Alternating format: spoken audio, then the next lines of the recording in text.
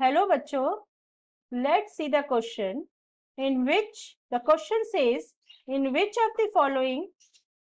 Hello बच्चों, let's see the question.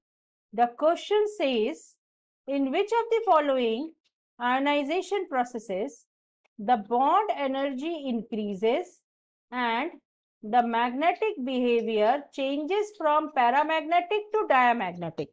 आपको ये बताना है कि नीचे जो 4 प्रोसेसेस दी गई हैं इनमें से कौन सी ऐसी प्रोसेस है जिसमें बॉन्ड एनर्जी तो इंक्रीज हो रही है और मैग्नेटिक बिहेवियर जो है वो पैरामैग्नेटिक से डायमैग्नेटिक की तरफ चेंज हो रहा है। यहाँ पर जो 4 आपको जो चेंजेस दिए गए हैं आयनाइजेशन प्रोसेसेस के, उसमें से फर्स्ट है O2 to O2 plus, second है C2 to C2 plus, third is NO to NO plus, fourth is N2 to N2 plus. ये 4 आपको आयनाइजेशन प्रोसेसेस दी गई हैं और आपको ये बताना है कि इसमें से किसकी जो बॉन्ड एनर्जी है जो सबसे ज्यादा रहेगी। इसमें आपको ध्यान में ये रखना है कि जो बॉन्ड एनर्जी होती है that is directly proportional to the bond order, मतलब जिसका बॉन्ड ऑर्डर ज्यादा रहेगा उसी की बॉन्ड एनर्जी भी ज्यादा रहेगी। और दूसरी चीज, हमको मैग्नेटिक बिहेवियर निकालने के लिए किसी भी स्पीशीज का, मॉलिक्यूलर स्पीशीज का मैग्नेटिक बिहेवियर निकालने के लिए उसके मॉलिक्यूलर ऑर्बिटल डायग्राम को ध्यान में रखना होगा। मॉलिक्यूलर ऑर्बिटल डायग्राम आप में उसका मॉलिक्यूलर ऑर्बिटल डायग्राम में इलेक्ट्रॉन की जो फिलिंग है उसको कंसिडर करना होगा। अब हम एक एक करके मॉलिक्यूल्स लेते हैं। जो वेरी फर्स्ट मॉलिक्यूल जो आपको दिया गया है वो है ऑक्सीजन का मॉलिक्यूल।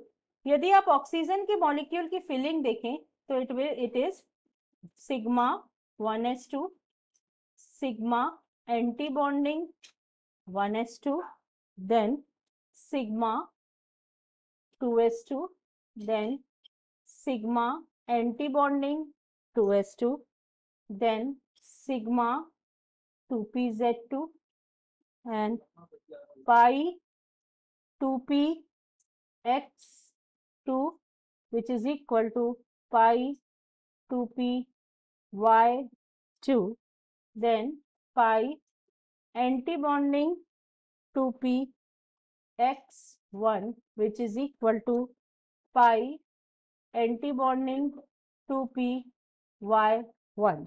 तो यहाँ पर आप देखिए, यदि आप O2 के मॉलिक्यूल्स की फिलिंग देख रहे हैं तो O2 के मॉलिक्यूल में बॉन्ड ऑर्डर कैलकुलेट करने पर आ रहा है 10-6 divided by 2 that is equal to 2, और क्योंकि यहाँ पर अनपेयर्ड इलेक्ट्रॉन प्रेजेंट है तो ये पैरामैग्नेटिक है।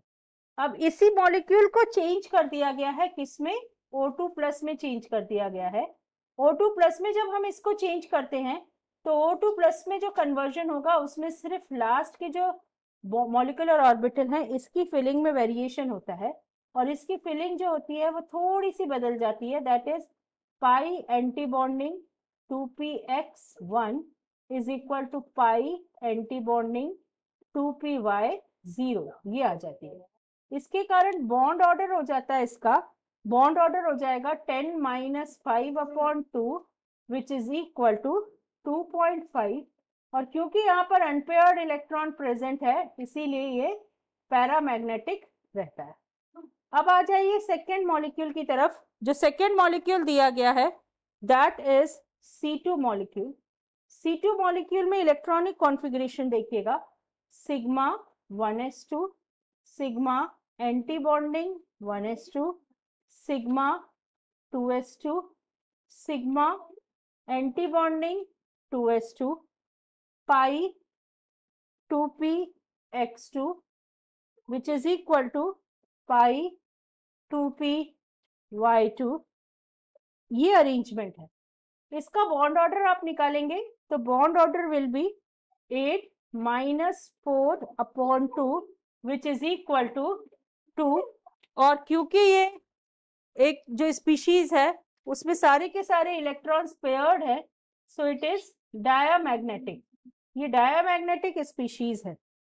अब इसको कन्वर्ट किया गया है C2 प्लस में।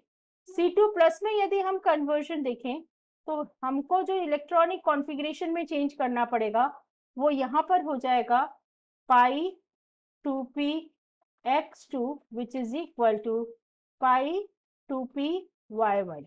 बॉन्ड ऑर्डर निकाले यदि हम, तो बॉन्ड ऑर्डर हो जाएगा 7 - 4/2 विच इज इक्वल टू 1.5।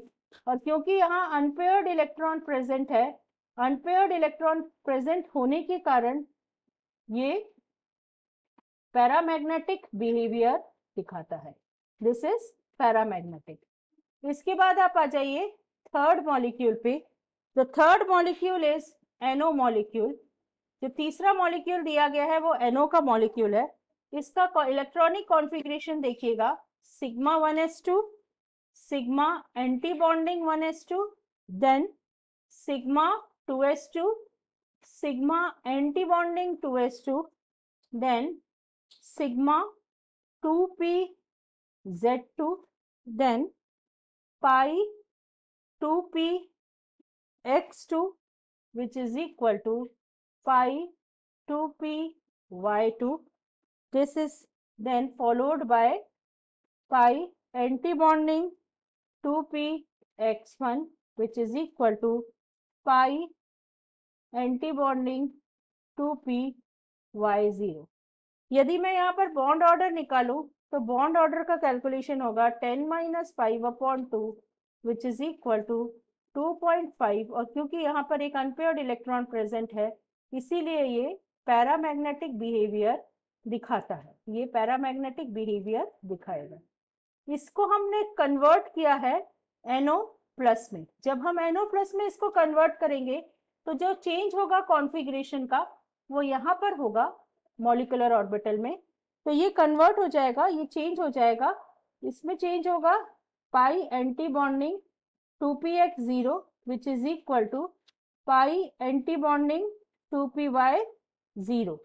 ये चेंज होगा और यहाँ पर जो बॉन्ड ऑर्डर हो जाएगा वो बॉन्ड ऑर्डर होगा 10 - 4/2 which is equal to 3 and it is diamagnetic in nature. ये डायामैग्नेटिक बिहेवियर शो करेगा। इसके बाद आप आ जाइए N2 के मॉलिक्यूल पर। N2 के मॉलिक्यूल में जो इलेक्ट्रॉनिक कॉन्फ़िगरेशन है that is sigma 1s2 followed by sigma anti bonding 1s2, then sigma 2s2, then sigma anti bonding 2s2 followed by pi 2p x2 which is equal to pi 2p y2, then sigma 2p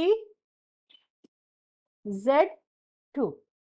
ये arrangement है और यहाँ पर जो bond order निकल कर आएगा that bond order is 10 - 4/2 which is equal to 3।